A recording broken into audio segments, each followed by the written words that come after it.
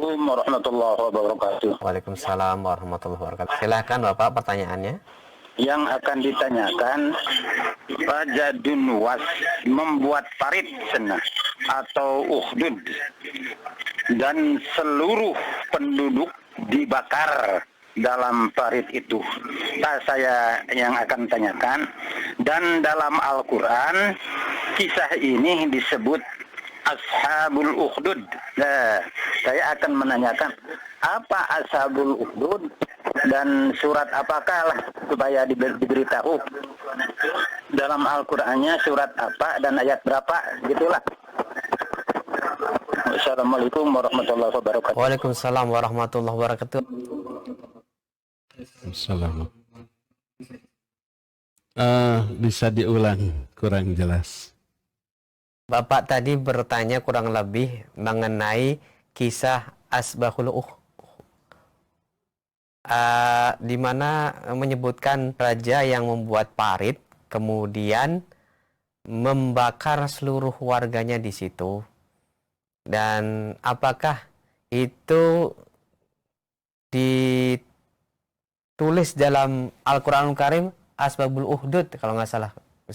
Dalam surah Al-Buruj tentang Ashabul Ukhdud, Qutila Ashabul Ukhdud An-nar Dhatil Waqud Idhum 'alaiha qu'ud. Itu dalam surah Al-Buruj.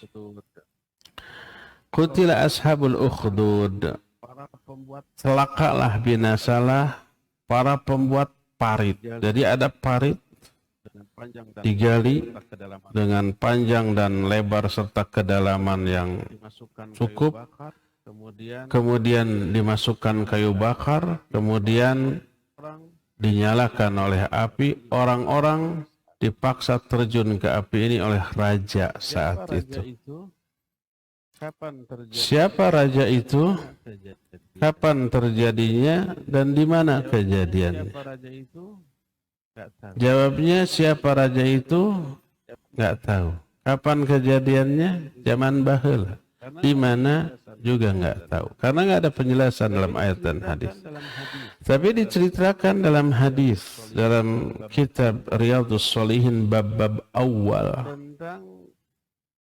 tentang kisah yang cukup panjang yang disebut dengan Ghulam, seorang raja yang berkuasa, yang memaksa rakyatnya untuk menyembah, beribadah kepadanya, punya tukang sihir yang sudah tua. Lalu tukang sihir itu karena merasa dirinya mau mati, dia ingin mewariskan ilmu sihirnya kepada seorang pemuda yang cerdas. Minta dicarikan pemuda yang cerdas itu.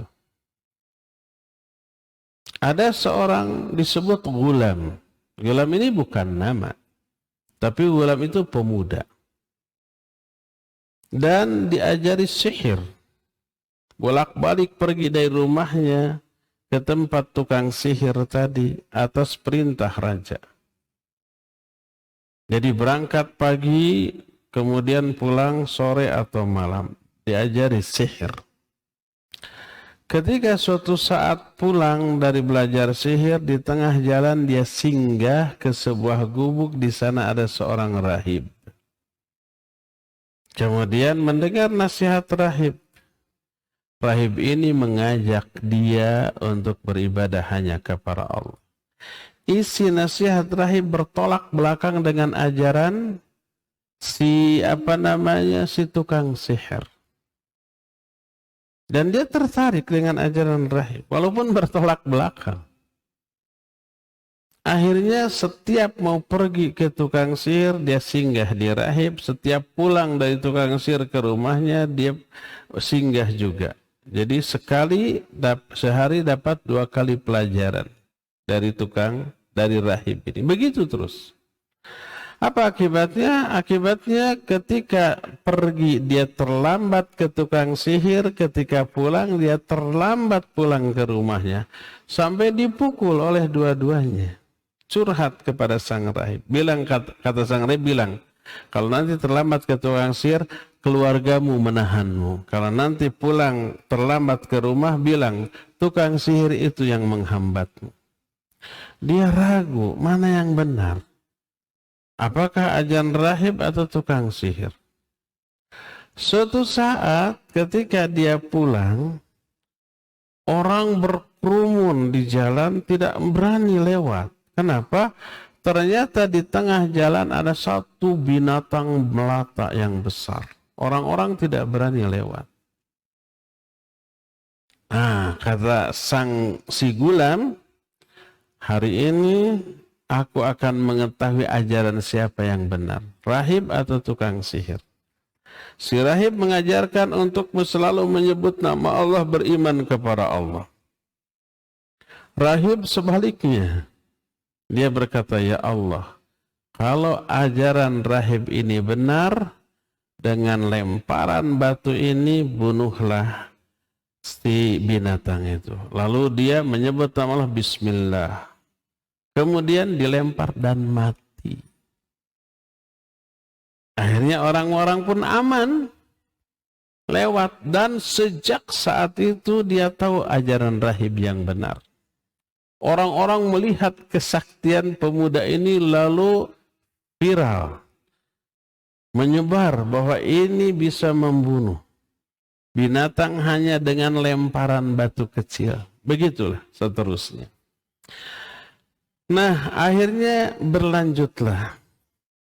Dia belajar sihir tetap, dia belajar juga ke rahib, sampai akhirnya si tukang sihir itu kemudian didakwahi. Sampai akhirnya apa? Dia bisa menyembuhkan penyakit karena si gulam ini, ya, si gulam ini sudah viral dengan kesaktian. Banyak orang berdatangan berobat. Kata gulam apa? Aku nggak bisa menyembuhkan. Yang bisa menyembuhkan hanyalah Allah. Berimanlah kamu kepada Allah, berdoalah maka Allah akan menyembuhkanmu. Diikuti, beriman kepada Allah, minta dan sembuh semuanya. Termasuk si tukang sihir, termasuk apa namanya si rahib juga mendengar berita ini. Kata si rahib, kalau nanti raja tahu, jangan bilang ajaran ini dari aku ya, gitu. Nah, akhirnya menyebar. Setiap yang berobat sembuh. Dengan cara beriman kepada Allah, minta kepada Allah, Allah akan sembuhkan. Raja punya penasehat. Penasehatnya buta. Dia mendengar ada orang yang bisa menyembuhkan segala macam penyakit. Dia datang membawa emas yang banyak. Kalau kamu bisa menyembuhkan saya, ini emasmu untukmu. Kata gulam, aku tidak bisa menyembuhkan. Yang bisa menyembuhkan Allah. Berimanlah kepada Allah, lalu mintalah kepada Allah, Allah akan mengijabah. Akhirnya dia beriman, kemudian minta kepada Allah, akhirnya melek lagi.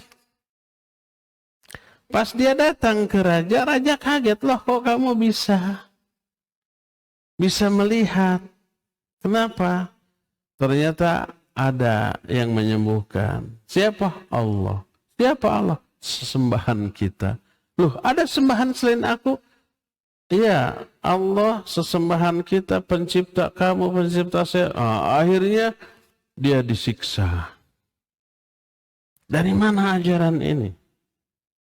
Akhirnya keluar rahasia dari si gulam. Akhirnya diambil gulam, disiksa. Nggak kuat, dari mana ajaran kamu? Dari si rahib. Diambil si rahib, disiksa.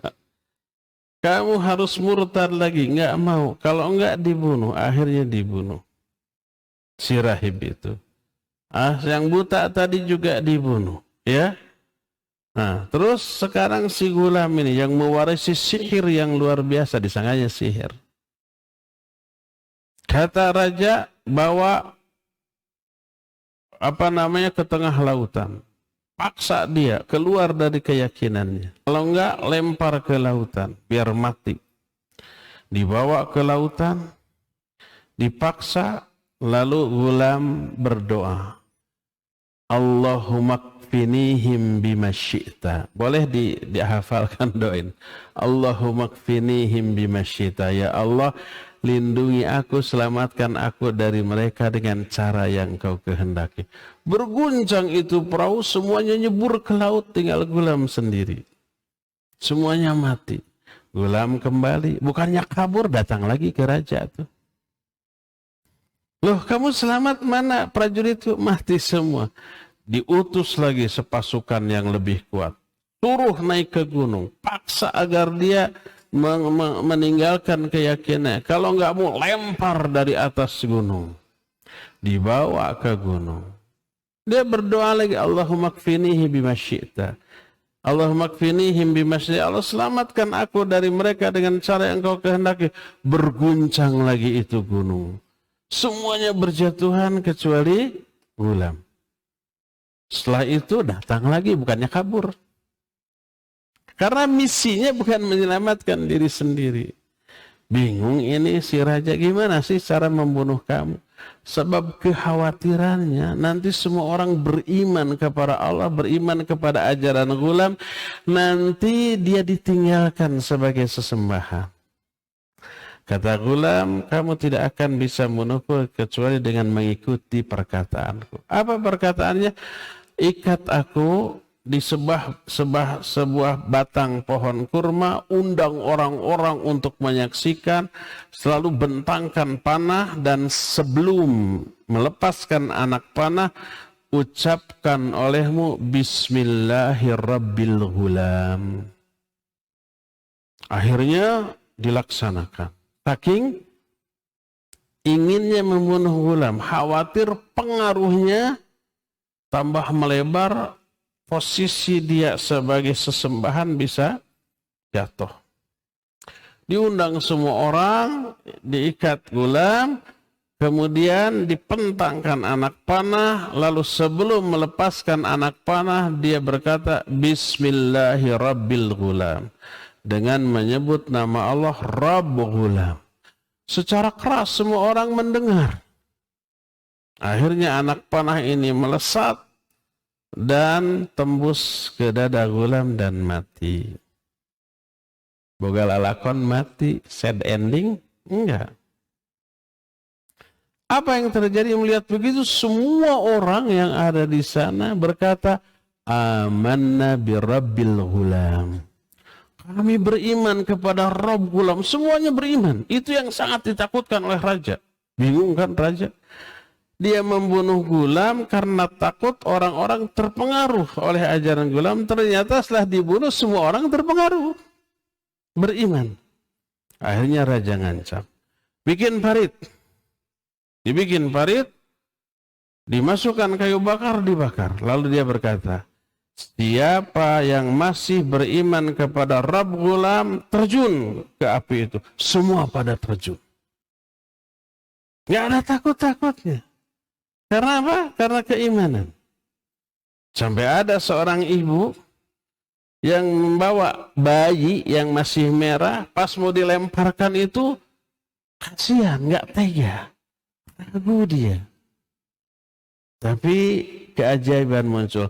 Anak ini berbicara, Isbiri ya ummah fa inna lakil jannah. Bayi bisa ngomong.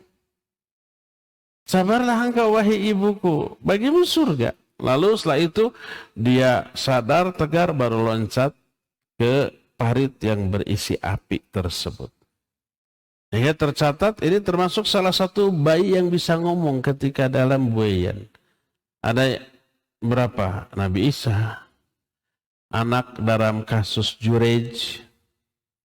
Terus siapa lagi?